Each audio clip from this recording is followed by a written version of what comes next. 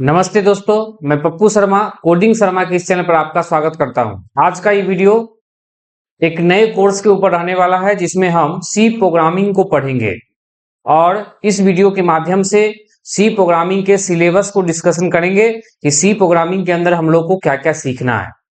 ठीक है, तो चलिए वीडियो में आगे बढ़ते हैं। सबसे पहले हम लोग पढ़ेंगे इंट्रोडक्शन टू सी प्रोग्रामिंग, माने सी लैंग्वेज क्या होता है, उसके फीचर्स क्या है, हिस्ट्री क्या है, इस चीज को हम लोग देखने वाले हैं। जिसमें history and importance of C programming, structure of C program, C program को बनाने का क्या स्ट्रक्चर है, कैसे बनाते हैं, कैसे लिखते हैं, उसको समझेंगे। उसके प्रोग्राम को कैसे कंपाइलेशन करते हैं, माने कंपाइल करते हैं और एग्जीक्यूट कैसे करवाते हैं, इस प्रोसेस को सीखेंगे। उसके बाद कीवर्ड्स और आइडेंटिफायर को समझेंगे। कीवर्ड एक स्पेशल वर्ड होता है जिसका डेफिनेशन मीनिंग पहले से प्री डिफाइन होता है, उस कीवर्ड को समझेंगे और आइडेंटिफायर को भी हम लोग देखने वाले हैं। उसके बाद वेरिएबल और कांस्टेंट के कंसेप्ट को समझेंगे कि वेरिएबल क्या होता है, वेरिएबल को कैसे डिक्लेयर करते हैं और कांस्टेंट क्या होता है और उसको कैसे बनाते हैं, कांस्टेंट वेरिएबल से कैसे डिफरेंट है। ठीक है, उसको भी सीखेंगे। अगले टॉपिक के अंदर हम लोग डेटा टाइप पढ़ेंगे। सी प्रोग्रामिंग के अंदर डेटा टाइप क्या होता है उसको सीखने वाले हैं। उसके बाद इनपुट आउटपुट फंक्शन, मतलब जिसमें स्कैनफ और प्रिंटफ का कॉन्सेप्ट पढ़ेंगे। इनपुट कैसे सी प्रोग्रामिंग के अंदर हम लोग लेते हैं और फिर आउटपुट कैसे शो करते हैं।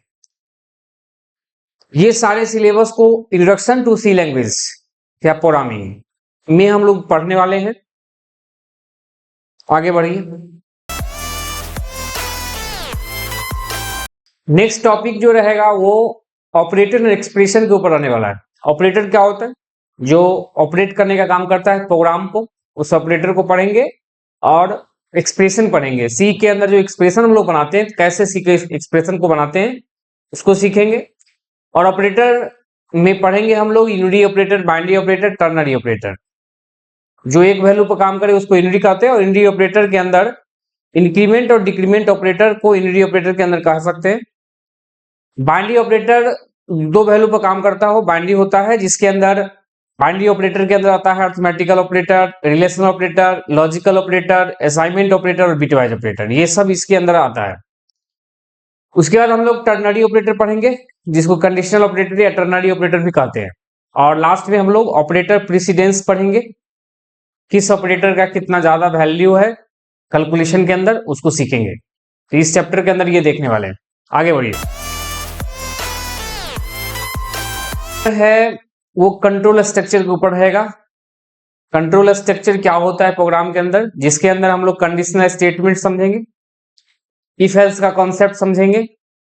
उसके बाद लूप का कॉन्सेप्ट समझेंगे, जो काम को हम रिपीट करता है, रिपीटेशन मैनर परफॉर्म करता है, जिसमें व्हाइल, डू व्हाइल और फॉर लूप समझेंगे। और जंप स्टेटमेंट भी देखेंगे, ब्रेक, कंटिन्यू, गो टू का कॉन्सेप्ट समझेंगे।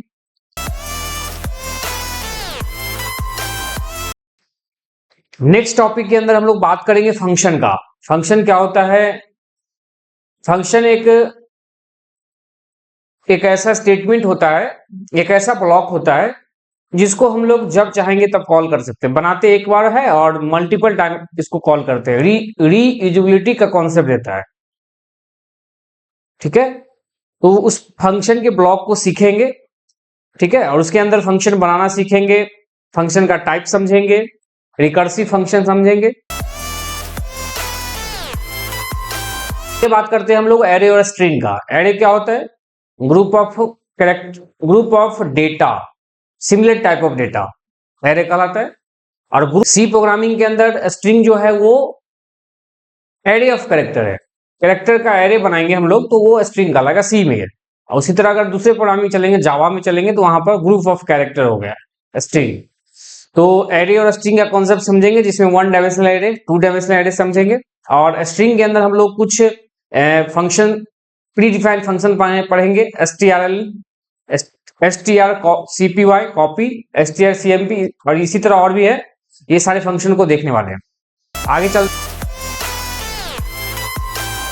में हम पॉइंटर की चर्चा करेंगे। पॉइंटर क्या होता है, पॉइंटर को कैसे बनाते हैं, और पॉइंटर के कितने टाइप्स होते हैं, और पॉइंटर को एरे में कैसे इंप्लीमेंट करते हैं, फंक्शन में कैसे करते हैं और स्ट्रिंग में कैसे करते हैं। ये चीज एरे में, फंक्शन में और स्ट्रिंग में कैसे पॉइंटर को इंप्लीमेंट करते हैं, ये भी चीज सीखेंगे अच्छे से।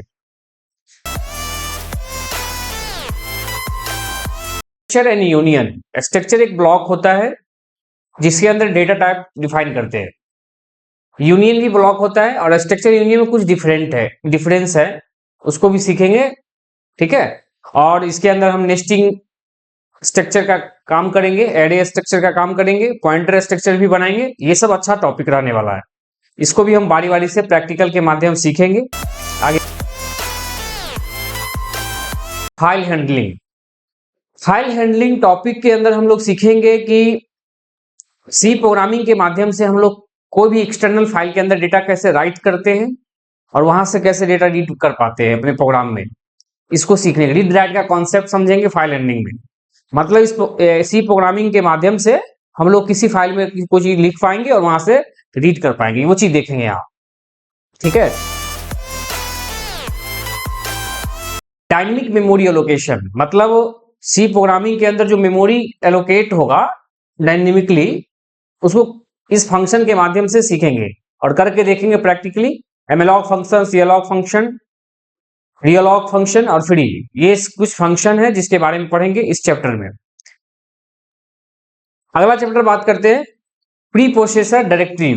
मतलब प्री प्रोसेसर वैसा स्टेटमेंट जो मेन फंक्शन से भी पहले काम करता हो।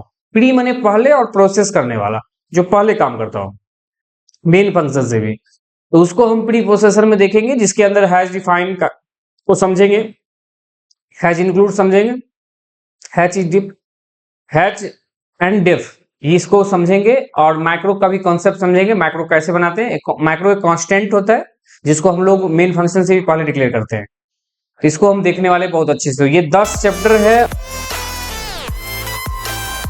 सब पढ़ने के बाद प्रोजेक्ट पर भी कुछ काम करेंगे सी प्रोग्रामिंग के अंदर। ठीक है, तो ये कंप्लीट सिलेबस रहने वाला है, और अगले वीडियो के माध्यम से 1 बाय 1 करके हम एक एक चैप्टर का वीडियो लेके आएंगे पार्ट बाय पार्ट में। Thank you. तो उम्मीद करते हैं कि आपको सिलेबस समझ में आ गया होगा। अगर ये वीडियो आपको लिए फायदेमंद होता है तो आप वीडियो को लाइक कर दे थोड़ा, और अपने दोस्तों को भी बताएं, और सब्सक्राइब कर ले चैनल पर अगर पहली बार आया है। Thank you.